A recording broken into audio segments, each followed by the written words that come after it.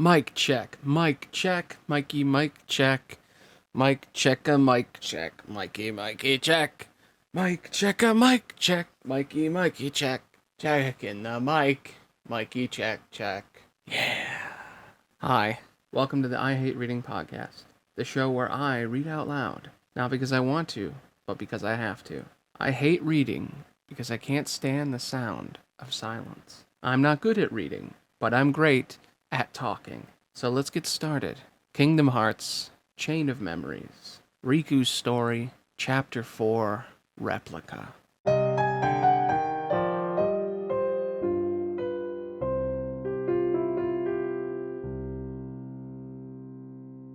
Alright, I'm back, and I'm ready to read some Kingdom Hearts. Last time, Riku confronted his replica. He had to fight a copy of himself, and the replica lost. But the organization wants to make it stronger, so they erased all of his memories tragically and destroyed his identity. Now we find him unconscious in a pod. He was inside the darkness, thick and black as ink. Where am I? I can't see anything. I can't hear anything. Who am I? He could see himself. The boy looked over his body. Blue pants and a yellow shirt, black gloves, and black wristbands. His hair, he could just see it. That was silver. This is me. But something felt terribly off. It didn't feel like this was his own body. Except it was. He was in it. The boy began walking. Everything around him was pitch dark. He couldn't even tell whether he was really moving. But feeling like he had to keep going anyway, the boy walked. "The door will open soon," he heard a voice say. "Who's there?" he shouted, and then touched his own throat in surprise. "That's what I sound like? You have nothing to fear. There is no need to fear the darkness. Now, go, hero of darkness." It felt like he'd heard this voice before somewhere, but he couldn't remember who it might be. Actually, he couldn't remember anything at all. Out of nowhere, light opened up in front of him. The boy shut his eyes against the dazzling brightness. Then a soft rush of sound came. Was it the ocean? Slowly, he opened his eyes to see a wide expanse of blue water. The waves lapped at a beach of sand, nearly as white as the sea foam. Two boys and two girls sat on the shore, leaning close together as they talked. He was not far away, but they didn't seem to notice him at all. "Why do we always do what Riku says?" The brown-haired boy angrily sprang to his feet and ran off. "Sora, wait!" The red-haired girl went after him. So the brown-haired boy's name was Sora. The two left behind were a boy with silver hair and a girl with light blonde hair. The silver-haired boy was dressed the same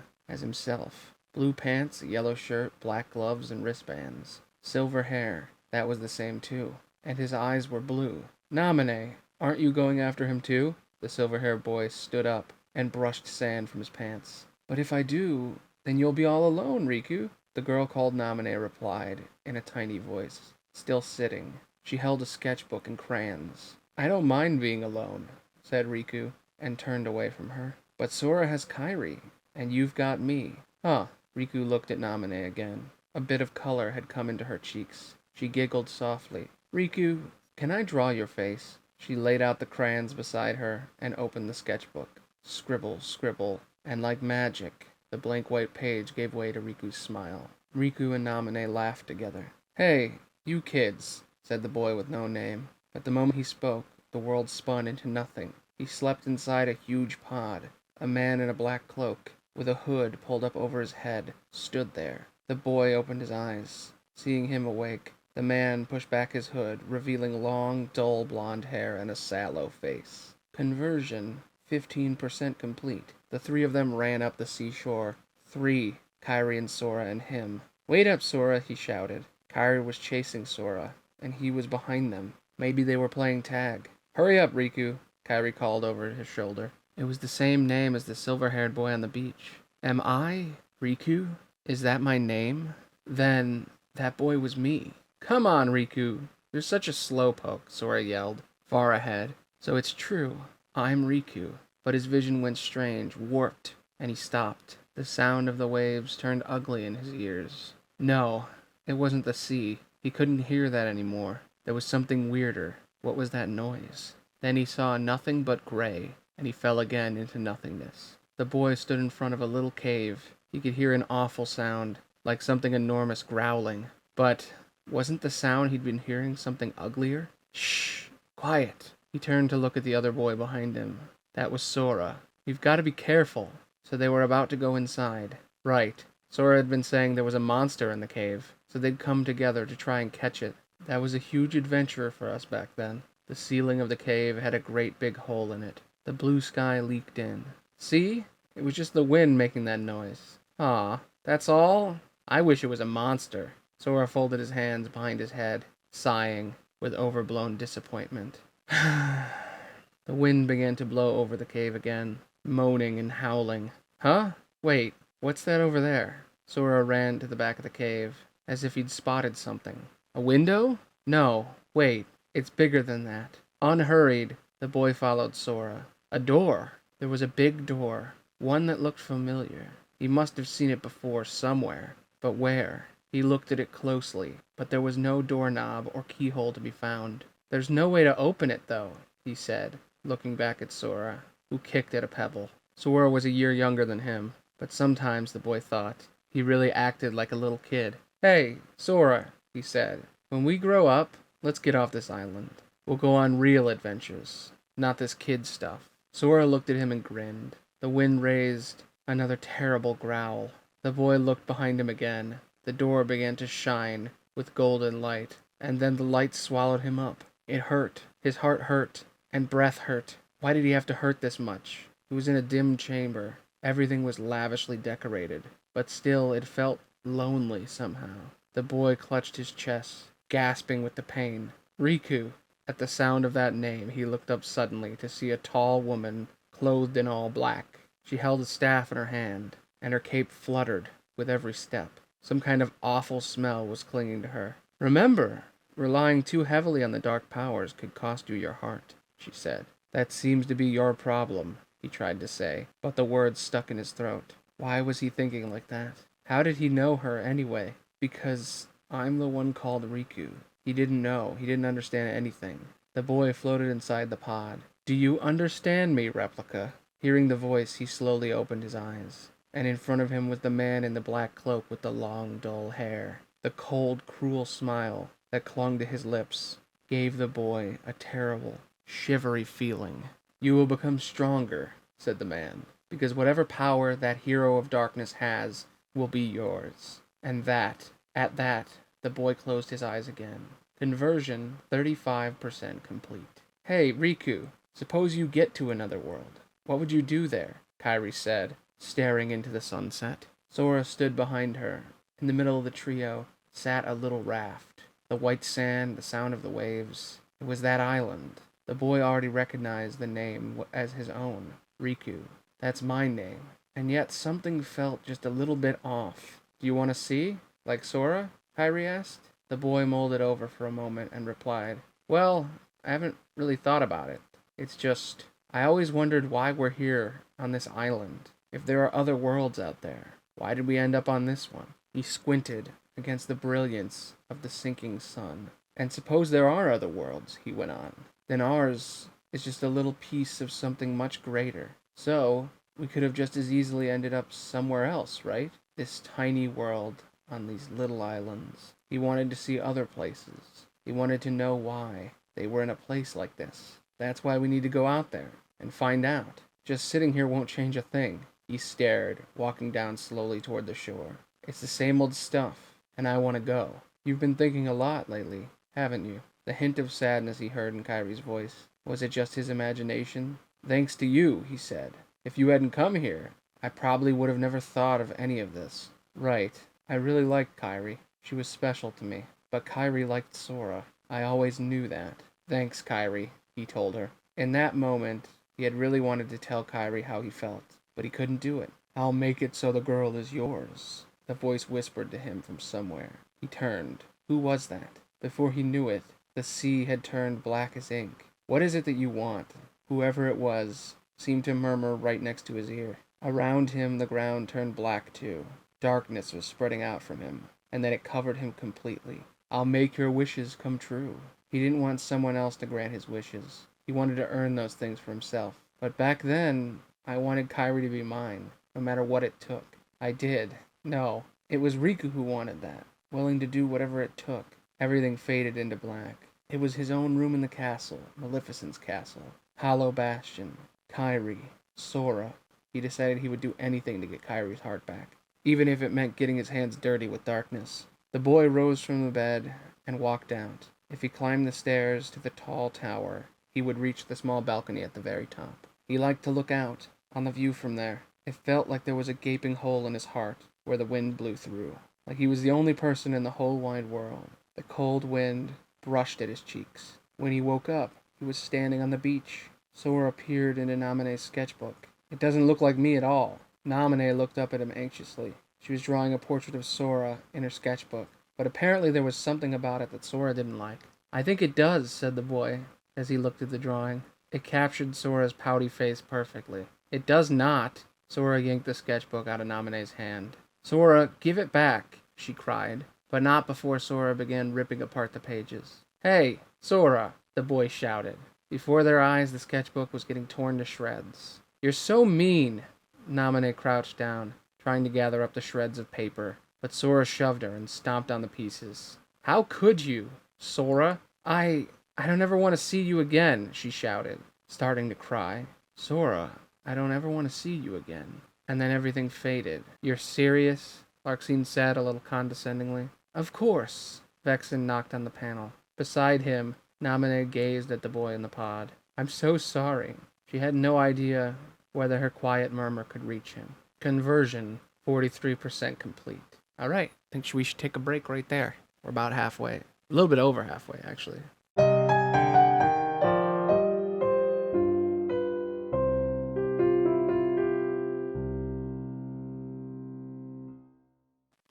Well, that was interesting, to say the least. Apparently, Riku really did care about Kairi a lot more than people think. Interesting. Well, that's evidence against. We'll find more for or against. That's the job. Anyway, this episode is brought to you by my linktree. Look at it. It's right down there.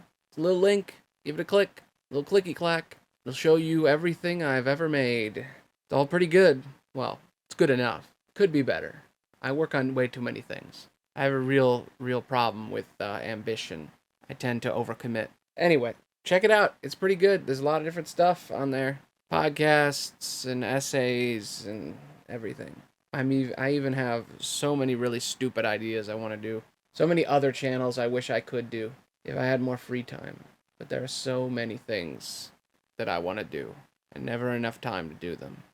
Anyway, let's go back to the show. This is going to be a short one.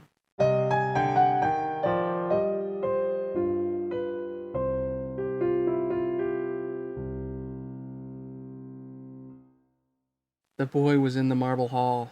It seemed to be part of a great big castle. Where am I? He looked around. He couldn't remember ever seeing a place like this before. A door opened, and he sensed another presence. Someone came running up to him. Riku, is it really you? That voice. It was Sora. And his own name was Riku. Repeating that name in his mind, he looked at Sora, who looked ready to run up and grab him in a bear hug, but he stopped short.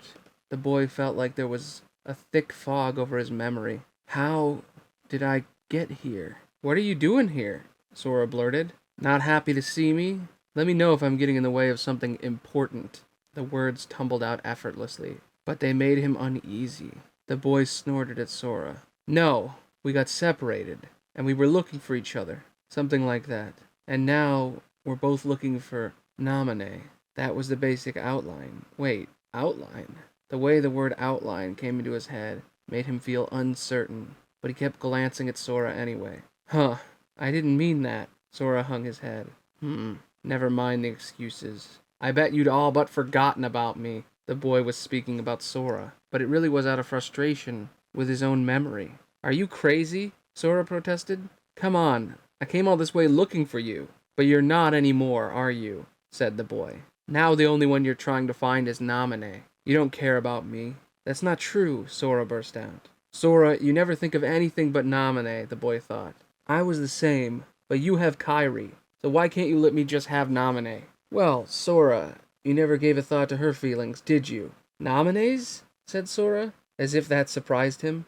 Ha! I knew it. You don't really care about her either. Just because you want to see Nominee. Well, it doesn't go both ways. But that wouldn't have crossed your mind, huh? But, Sora stammered, why would I want to see you after what you did to her? In fact, Nominee doesn't even want to look at your face, Riku added. Why not? The boy understood. But Sora must have begun to lose his memory too. But even so, Sora was forgetting too much. Such important things, important memories. Sora was on the verge of forgetting everything, even about me, the boy thought. But he didn't even understand how he knew that Sora was losing his memory. That made him more uncertain about himself. I hate Sora. Naminé doesn't want to see him either. Those were the only definite facts he had. You should ask your memories about why Naminé disappeared from the islands. If you remembered that, you'd know. Did I do something? Is this my fault? Asked Sora. Riku, go home, Sora. I'll take care of Naminé. Anyone who gets near her has to go through me.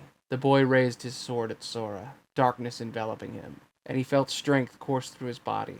What's wrong with you? Sora cried. We're supposed to be friends. Please, Sora, since when did you ever care about me? Naminé's not the only one who got sick of looking at you.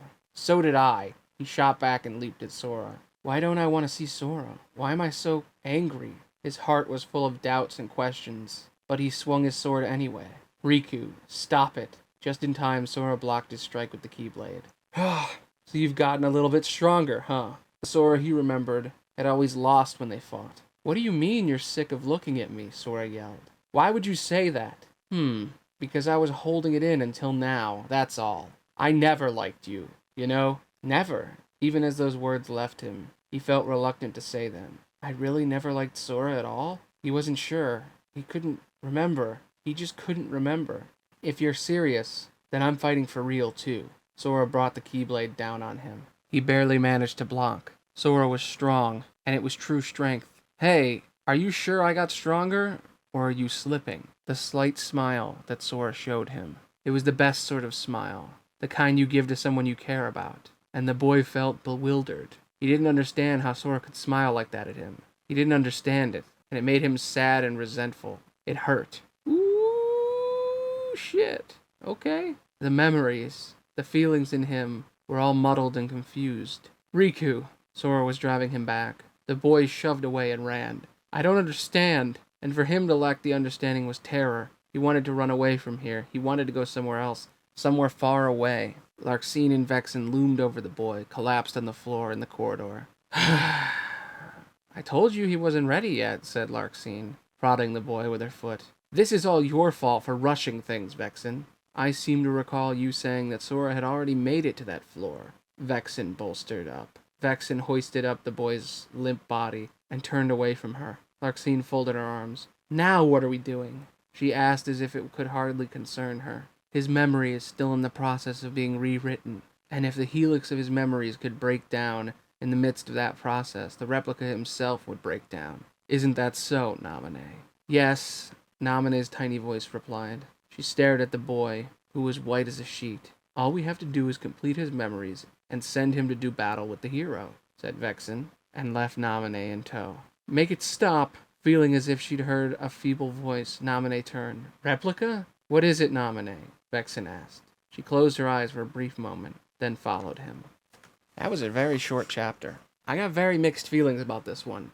The first half is all about Riku's past, and him basically saying that he liked Kairi, and then him saying that he's okay with being alone, and then him saying, oh no, I want Kairi to myself, and going to the dark side, and then in the future, he runs into Sora, and immediately he falls apart, and he's like, no, why am I mad? Why am I saying these things? I don't want to say these. Why am I angry? What the hell's going on? And he's all confused. And you got to remember, he's only 45% restored. So his memories have been completely erased. He knows nothing. And then they just booted him up with like 3 memories from his childhood that have already been changed. So now Replica Riku is like a mess. He doesn't know who he is or what's going on now. He's already forgotten that he's a replica. And now he's forgotten that he didn't even know who Naminé was. Who knows if he actually liked Kairi, or if Naminé added that so that she could make him like her. It's a mess.